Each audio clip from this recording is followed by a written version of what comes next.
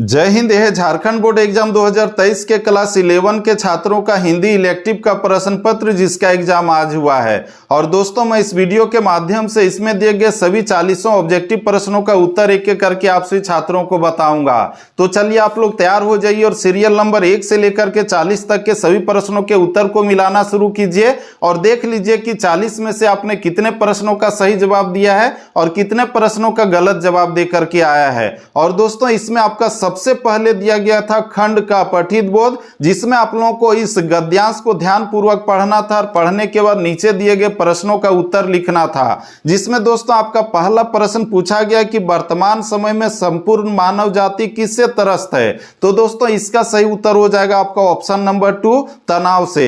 इसका दोस्तों हम लोग आगे बढ़े तो आपका जो दूसरा प्रश्न पूछा गया है वह है कि कुदरत का अनमोल उपहार क्या है। तो दोस्तों यहां पर जो हम लोग ऑप्शन देख रहे हैं ऑप्शन नंबर 2 में आपका जो दिया हुआ है हंसी, तो इसका सही उत्तर यही होगा। इसका दोस्तों हम लोग आगे बढ़े तो आपका तीसरा प्रश्न पूछा गया कि बेखौफ होकर हमें किसका आदान प्रदान करना चाहिए। तो मुस्कुराहट का, यानी कि ऑप्शन नंबर 1 आपका सही है। दोस्तों इसके बाद हम लोग आगे बढ़े तो आपका चौथा प्रश्न पूछा गया कि तनाव से दूर कैसे रहा जा सकता है। तो इसके लिए सबसे जरूरी चीज जो है आपका वो है ऑप्शन नंबर 1 में किताबें पढ़कर, 2 में संगीत सुनकर और 3 में ध्यान करके, यानी कि इसका सही उत्तर होगा आपका ऑप्शन नंबर 4 इनमें से सभी।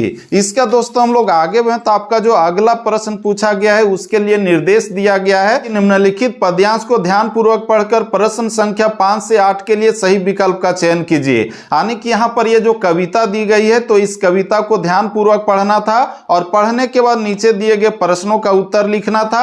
जिसमें आपका 5वां प्रश्न पूछा गया कि प्रस्तुत पंक्तियों में कवि किसका आह्वान कर रहा है। तो दोस्तों इसका सही उत्तर होगा आपका ऑप्शन नंबर 1 नवजोवन का। इसका दोस्तों हम लोग आगे में तो आपका छठा प्रश्न पूछा गया है कि कवि विश्व को क्या दिखलाने की बात कर रहा है। तो तरुणाई, यानी कि ऑप्शन नंबर 1 आपका सही है। इसका दोस्तों आपका 7वां प्रश्न पूछा गया कि प्रस्तुत पंक्तियों में किस प्रकार के भाव निहित हैं। तो देशभक्ति के, यानी कि ऑप्शन नंबर 3 सही है। इसका दोस्तों आपका 8वां प्रश्न पूछा गया कि देशवासियों को कहां से आमंत्रण मिल रहा है। तो मिल रहा है प्रत्येक दिशाओं से, यानी कि ऑप्शन नंबर 4 सही है। इसका दोस्तों हम लोग आगे बढ़े तो आगे आपका दिया गया था खंड बी, जिसमें आपका अभिव्यक्ति और माध्यम से प्रश्न पूछे गए थे। जिसमें आपका 9वां प्रश्न पूछा गया कि संचार भाषा में किन तत्वों की प्रचुरता है। तो दोस्तों इसका सही उत्तर होगा आपका ऑप्शन नंबर 1 संकेताक्षरों कुटपादों की। इसका दोस्तों हम लोग आगे बढ़े तो आपका 10वां प्रश्न पूछा गया कि किसी लिखित सामग्री को त्रुटि विहीन करके उसको पढ़ने योग्य बनाना क्या कहलाता है।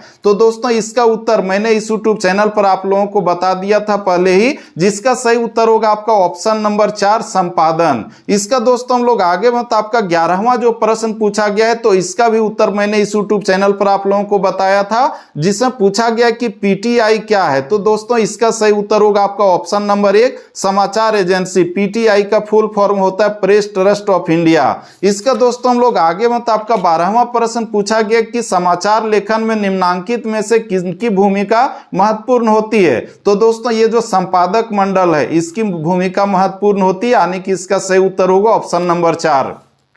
इसके बाद आपका 13वां प्रश्न पूछा गया कि विद्यालय में अवकाश हेतु दिए गए आवेदन में किसे संबोधित किया जाता है। तो प्रधानाचार्य को, यानी कि ऑप्शन नंबर 3 सही है। इसका 14वां प्रश्न पूछा गया कि सरकार के कामकाज पर निगाह रखना और उनकी गड़बड़ियों को उजागर करना कहलाता है, क्या कहलाता है। तो वॉच डॉग पत्रकारिता। और दोस्तों यह जो प्रश्न है क्लास 10 के छात्रों के भी बोर्ड एग्जाम में पूछा गया था। इसका दोस्तों आपका 15वां प्रश्न पूछा गया कि संचार की प्रक्रिया जब बड़े पैमाने पर होती है तब उसे क्या कहते हैं। तो दोस्तों इसका भी उत्तर मैंने आप लोगों को इस यूट्यूब चैनल पर पहले ही बता दिया था। जिसका सही उत्तर होगा ऑप्शन नंबर 3 जनसंचार। इसका दोस्तों हम लोग आगे बढ़े तो आपका 16वां प्रश्न पूछा गया कि मल्टीमीडिया का प्रयोग किस क्षेत्र में होता है। तो इसका प्रयोग शिक्षा के क्षेत्र में भी होता है, व्यवसाय में भी होता है, चिकित्सा एवं विज्ञापन में भी होता है, यानी कि इसका सही उत्तर होगा ऑप्शन नंबर 4 इनमें से सभी। इसका दोस्तों आपका 17वां प्रश्न पूछा गया कि हिंदी का पहला समाचार पत्र सबसे पहले कहां प्रकाशित हुआ था,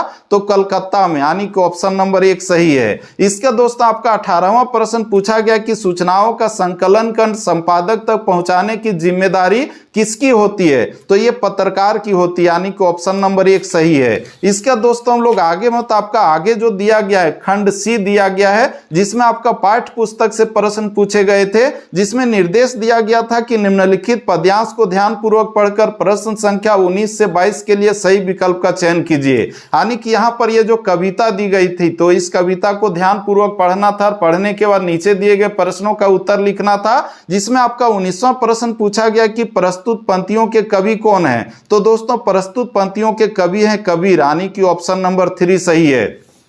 इसका दोस्तों हम लोग आगे बढ़ते, आपका जो 20वां प्रश्न पूछा गया है वह है कि अरे इन दोहुन राह न पाई में किन दो धर्मों के लोगों का वर्णन किया गया है, तो दोस्तों इसका भी उत्तर मैंने आप लोगों को इस यूट्यूब चैनल पर पहले ही बता दिया था, जिसका सही उत्तर होगा ऑप्शन नंबर 1 हिंदू मुसलमान। इसका दोस्तों आपका 21वां प्रश्न पूछा गया कि हिंदू अपनी बड़ाई करते हैं परंतु किसके पैरों तले सोते हैं, तो इसका सही उत्तर होगा ऑप्शन नंबर 3 बेसिया। इसका दोस्तों आपका 22वां प्रश्न पूछा गया है कि खाला का अर्थ है, तो खाला का क्या अर्थ होता है, तो इसका अर्थ होता है मौसी, ठीक है। इसका आपका 23वां प्रश्न पूछा गया कि कबीर के पदों में किस पर बयान किया गया है, तो यहां पर जो हम लोग ऑप्शन देख रहे हैं, ये में दिया गया बाह्य आडंबर, 2 में दिया गया धार्मिक कुरीतियां, और इसका सही उत्तर होगा ऑप्शन नंबर 3 1 एवं 2 दोनों, यानी कि ये दोनों ऑप्शन आपका सही है। इसका दोस्तों हम लोग आगे बढ़ते, आपका 24वां प्रश्न पूछा गया है कि खेल में श्री कृष्ण हार जाते हैं पर जीतता कौन है, तो वो सुदामा जीतता, यानी कि ऑप्शन नंबर 2 सही है। इसका दोस्तों आपका 25वां प्रश्न पूछा गया कि तुलसीदास किस काल के कवि हैं, तो भक्ति काल के, यानी कि ऑप्शन नंबर 3 सही है। इसका 25वां प्रश्न है कि झहरी झहरी झीनी बूंद है प्रतिमानो में झहरी झहरी में कौन सा अलंकार है, तो दोस्तों इसका उत्तर मैंने इस यूट्यूब चैनल पर आपको पहले ही बता दिया था, जिसका सही उत्तर होगा ऑप्शन नंबर 1 पुनरुक्ति प्रकाश। इसका दोस्तों आपका 27वां प्रश्न पूछा गया कि महादेवी वर्मा किसका त्याग करके अपने कर्तव्य पथ पर अग्रसर होने की प्रेरणा दे रही है, तो ये आलस है, यानी कि ऑप्शन नंबर 2 सही है। इसका दोस्तों हम लोग आगे बढ़ते, आगे आपका निर्देश दिया गया है, जिसमें लिखा हुआ है कि निम्नलिखित गद्यांश को ध्यानपूर्वक पढ़कर प्रश्न संख्या 28 से 31 के लिए सही विकल्प का चयन कीजिए। यानी कि यहाँ पर ये जो गद्यांश दिया गया है, तो इस गद्यांश को ध्यानपूर्वक पढ़ने के बाद नीचे दिए गए प्रश्नों का उत्तर लिखना था, जिसमें आपका 28वां प्रश्न पूछा गया कि प्रस्तुत गद्यांश किस पाठ का है, तो दोस्तों ये जो गद्यांश है ये आपका खाना बदोश पाठ से लिया गया है, यानी कि इसका सही उत्तर होगा ऑप्शन नंबर 3। इसका दोस्तों 29वां प्रश्न है कि गद्यांश के अनुसार मजदूरों की संख्या कितनी है, तो उसकी संख्या 30 है, आप लोग यहां पर देख सकते हैं लिखा हुआ है। इसका दोस्तों आपका 30वां प्रश्न पूछा गया कि मानो और शुक्रिया कौन है, मानो और सुकिया कौन है, तो मानो और सुकिया आपका मजदूर है, यानी कि ऑप्शन नंबर 1 सही है। इसका दोस्तों हम लोग आगे बढ़ते, आपका जो 31वां प्रश्न पूछा गया है वह है कि खाना बदोश कहानी में भट्टे का ठेकेदार कौन है, तो दोस्तों असगर है, यानी कि ऑप्शन नंबर 3 सही है। इसका दोस्तों आपका 32वां प्रश्न पूछा गया कि उसकी मां कहानी के लेखक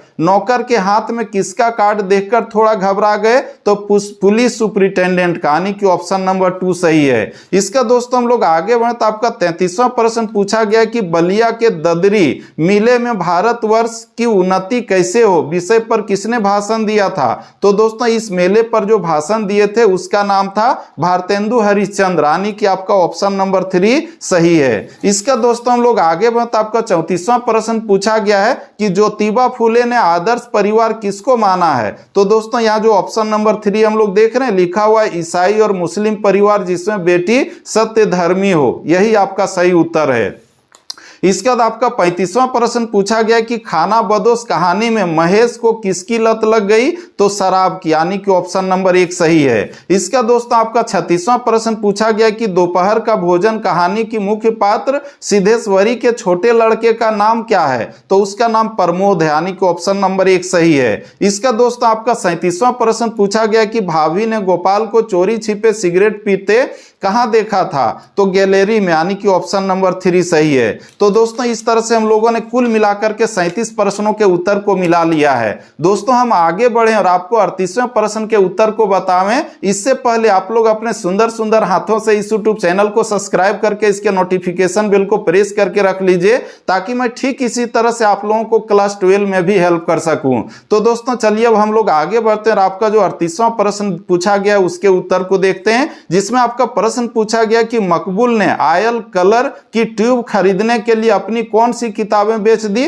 तो भूगोल और इतिहास की, यानी कि ऑप्शन नंबर 3 सही है। इसका दोस्तों आपका 39वां प्रश्न पूछा गया कि आवारा मसीहा उपन्यास किस साहित्यकार के जीवन पर आधारित है? तो ये आपका शरद चंद्र चट्टोपाध्याय के जीवन पर आधारित है, जिसका उत्तर मैंने इस यूट्यूब चैनल पर आपको पहले ही बता दिया था। इसका दोस्तों आपका 40वां प्रश्न पूछा गया कि शरद चंद्र के ननिहाल में किस बात का निषेध था? तो शौक पालना, यानी कि खेलना कूदना इत्यादि की मनाही थी। तो दोस्तों इस तरह से आज हम लोगों ने इस वीडियो में आपसे झारखंड बोर्ड के क्लास 11 के छात्रों के आज हुए हिंदी इलेक्टिव के सभी 40 ऑब्जेक्टिव प्रश्नों के उत्तर को मिला लिया। दोस्तों आप लोगों का 40 में से कितने प्रश्नों का उत्तर सही गया था आप लोग कमेंट में जरूर बताइए। और साथ ही साथ अब जो आप लोग अगले क्लास यानी कि क्लास 12 में जाने की तैयारी कर लीजिए, क्योंकि आप लोगों का बोर्ड एग्जाम बहुत ही अच्छे ढंग से गया होगा। तो दोस्तों फिर से मिलते हैं हम लोग नेक्स्ट वीडियो में, तब तक के लिए जय हिंद, वंदे मातरम, जय झारखंड, जोहार झारखंड, बेस्ट ऑफ लक। आप लोग बोर्ड एग्जाम में A+ से भी अधिक अंकों से पास होइएगा, हम ये कामना करते हैं। Thank you.